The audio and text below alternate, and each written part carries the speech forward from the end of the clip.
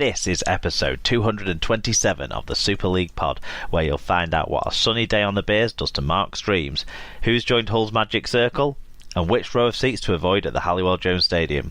We take a look at Thursday and Friday fixture scheduling on top of all the views you've sent in on the last week's news and matches from Super League and beyond, with a special guest appearance to boot. The hosts are on winning form and ready to twist the knife on other sides, so get strapped in, it's SLP time.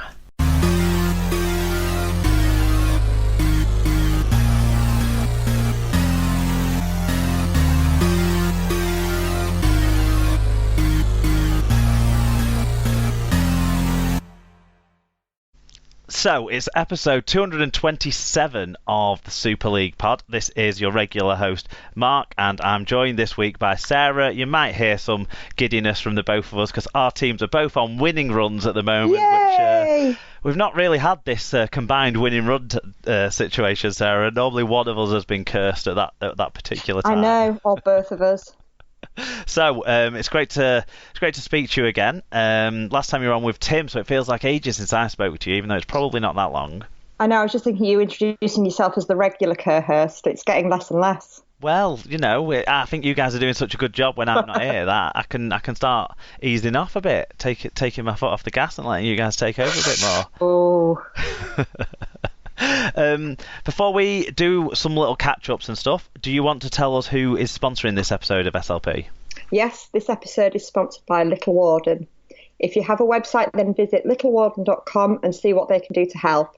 They can help with domain expiration checks, redirect, and all sorts of other important background web stuff that they'll make simple for you. And vital alerts for hidden issues. Whatever they might be. That's the tagline that we've managed to actually remember to put in now for our wonderful, long-standing sponsor, Little Warden. It's vital alerts for hidden issues. So, if you're into computers and got a website, that'll help. I haven't got a clue. Still. But I do know what we've got coming up on the show. We've got some bits of news, kind of mostly until about an hour before we started recording. Most of that news came from outside of Super League, with some additional stories as well that we wouldn't have been putting in the original rundown, but you guys have made comments on, so we'll pass comment on those things too, because that's how we run things around here at SLP. You guys drive the news story to some extent. So the main thing then, obviously, this week's going to be Super League games. We've had something, I think, on all of the games this week, which is exciting. And we've got fan reviews in from games in the Championship, the Women's Challenge Cup, the State of Origin. So we've got plenty to be getting at there. Before we get into that, as is traditional, Sarah, when you're on the show, we need to have a little bit of a catch-up. What is going on with our friends, the Might and Warriors Juniors? So what is going on with them?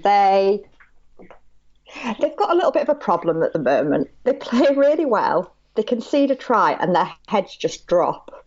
We need to stop this. It's the Catalan Dragon syndrome. Yeah. And then it takes them forever to get their heads back up again. And when they do, they start playing some really nice rugby. So we just need to work on either being the first scorer or just not letting their heads drop. But they've got one new coach now, which I think I might have mentioned last time. Yes, yeah. And he's brought some really interesting players to the club, actually. And the kids are just starting to get on board with him and what he has to offer. They've had a couple of good training sessions, and on Thursday, Joshua got effort of the week for his performance in the match and in the training session at the weekend before, which was really nice. Excellent. So Joshua's setting the standards, let's say. Yeah, he also pointed out to the referee that one of the opposition tries shouldn't have been given because it came from a shoulder charge. Well, I mean, he's setting the standards, but it's like Jake Connor, you know, how well is he playing? But there's still that thing he needs to control. Joshua just, has this issue. He thinks that the referees don't know the rules as well as him. So he feels it's his duty to educate them. You know what Joshua could do? Well, yeah, he's very keen to be a referee if he doesn't make it as a player. Excellent. There you go. That's what we need from our kids, isn't it? A future pathway mapped out, whether they make it in the playing side of things or not. That's great. I'm sure our friend Paul O'Brien will helpfully pass on all the tips as well that he learned in his days refereeing. Yeah. Okay, and other news from you, Sarah, this week, because you've had a busy week. We've talked about it a few times, but you went to see The Wizard. I did go and see The Wizard. Luke was a munchkin, slightly biased, but obviously he was absolutely amazing. He was brilliant. It was a really good show. Yeah, so he had a few performances, wasn't it? So yeah, he had 3 performances last week, and we saw the last one he did. So he'd managed to get himself into proper shape by the time the family descended to watch it. Yeah, the makeup was good. I was very pleased I had a boy because they did his hair for me, so I didn't need to worry about plaits and braids and things like that. Excellent. It looked great. It sounded good. So, yeah. So next time we'll have an Anna update to make sure that she feels just as special as the boys do from the last week where they've had the special times. Yeah. Excellent, good stuff. Right, so before we move on to the news as well, we just want to give out a shout out and a get well soon to one of our long-suffering listeners, Chris McChristmas, Chris McEwen, Chris McKeown. Let's call him by the name that he wants to go by, which is Chris, because no one knows how to pronounce his surname. But he had a bit of an illness over the weekend, a bit of an issue there, so he's been in hospital and stuff, and now he's on the way to recovery, so we just wanted to send all of our best at this time to our great friend Chris. Definitely, yeah. Hope you're feeling better soon, Chris. Excellent, yeah. Okay, and now we will move on to news from around the world of Rugby League.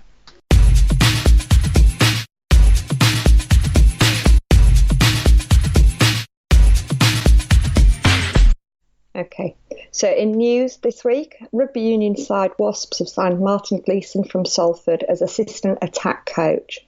The Wigan-born Gleeson, who's 39, has been with Salford for the past 6.5 years, first as a player and then as the Super League side's assistant coach. Carsten got in touch and said Salford must be pretty shit if people go to the Fat Men Code. Whereas Josh had a different take on it and said, I think it's a good thing that Union are noticing how good our coaches can be. More money will be a big factor in decisions to move, which you can't argue with.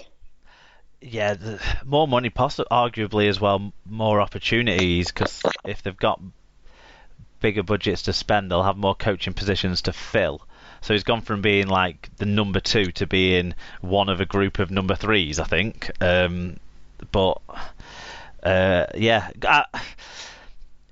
I always, like we said last week with Sean Long, I always want the best for these guys to an extent, but I want to see them back in our sport sooner rather than later.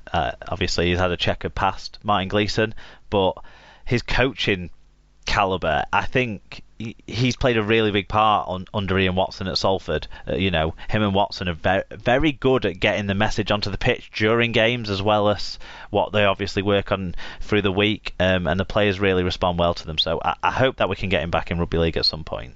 Yeah. Okay, here's one that came to us later on Monday as we record, but one that you might have something to say on, Sarah, and that is that Hull FC have confirmed that winger Beretta Ferramo has signed a 2-year contract extension with the club. The 28-year-old, who joined the club at the start of 2018, has put pen to paper on a deal that will see him remain at the KCOM until at least the end of the 2021 season. So, new 2-year deal for Beretta Ferramo. Happy with that? He's not... for as many tries as he scores for us, I'd say he probably concedes a similar number by being out of position, or he doesn't really believe in staying very close to his wing in defence, which is a big problem. Obviously, there's a lot of talk about Fanua coming back, and I just don't know quite what the future of our 3 quarters is looking like, really. It's a good signing. He scores tries. And I actually thought on Saturday he looked good for us. But I wouldn't have been sad had this been his last season for us. 25 tries in 45 games and 108 metres per game on average is reasonable stats. But you're bringing in Adam Swift. You've got Ratu, the sensation Nualongo, who obviously has been probably taking more of the highlight reel moments away from Framo this year. So there's going to be competition for places in those outside three-quarter spots, which isn't a bad thing because you didn't really have that at the start of this season, did you? Until you signed. Well, we had Matty Dawson-Jones. How can I forget? 100% try scoring record for Hull FC as well, Matty Dawson-Jones. He has. Perfect strike rate, yeah. No, I don't think he adds into that mix, Sarah. No, but at the start of the season we had him. Yes, that's true. So,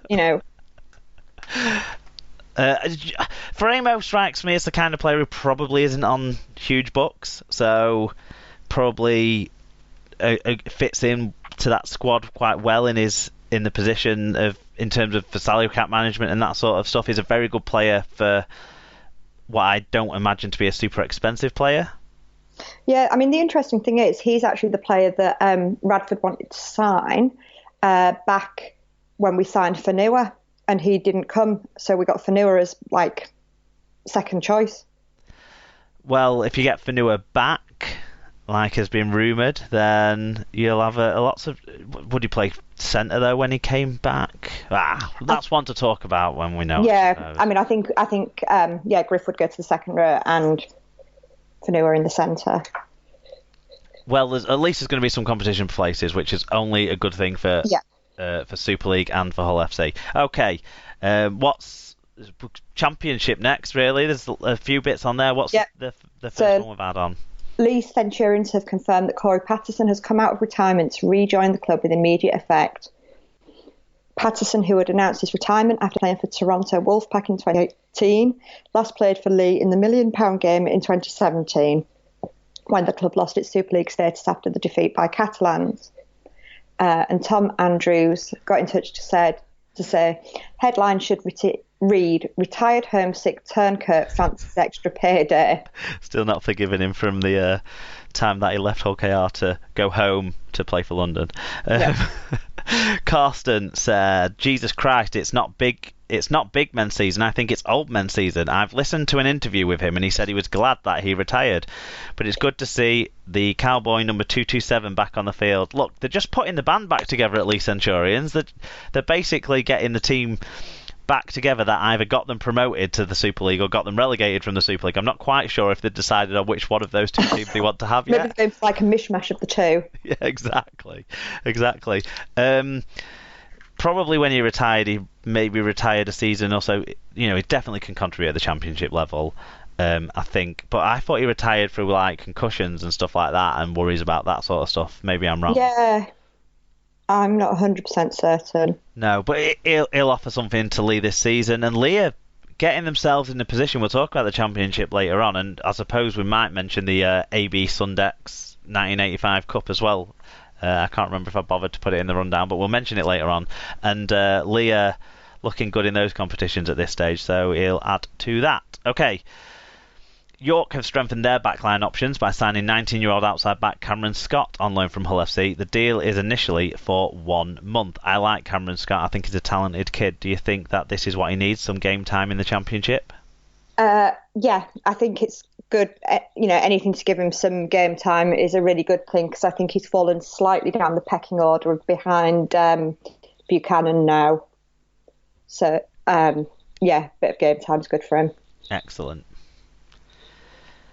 Swinton has signed Rochdale hooker Scott Moore in a swap deal that sees Kyle Shelford head in the opposite direction. I still want to comment on all of these Championship stories, but I'm probably going to end up doing. But that one's a bit strange for me because Swinton seemed to have hookers falling out their arse a season or so ago, and now they've gone for Scott Moore, although he's a very experienced player. I think it's more of a loss for Rochdale, though. Kyle Shelford's a hard-working, steady away forward, but other than Scott Moore's obviously off the field stuff in his past, on the field, he's a decent player, and I think Rochdale have got the worst of that swap deal. Yeah, I'd agree. Batley utility Tom Hemingway has been forced to retire with immediate effect on medical grounds. The 32-year-old was enjoying a third spell with the Bulldogs in 2019, scoring 1 try in 5 games. Hemingway started his career at Huddersfield before going on to play for Halifax, Leigh, Blackpool, Featherstone, Whitehaven, Dewsbury and Batley. Now, Tom Hemingway deserves a special mention, I think, because I was at the game